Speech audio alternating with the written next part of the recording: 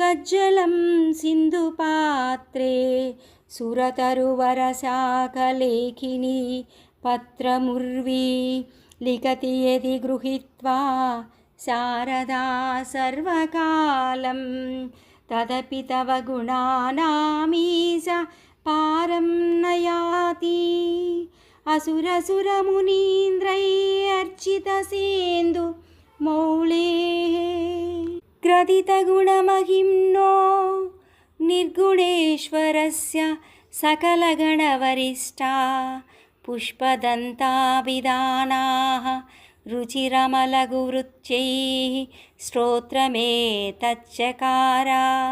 अहरहरनवद्यं दुर्जटेः स्तोत्रमेतत्पठति परमभक्त्या शुद्धचित्ता पुमान्यः स भवति।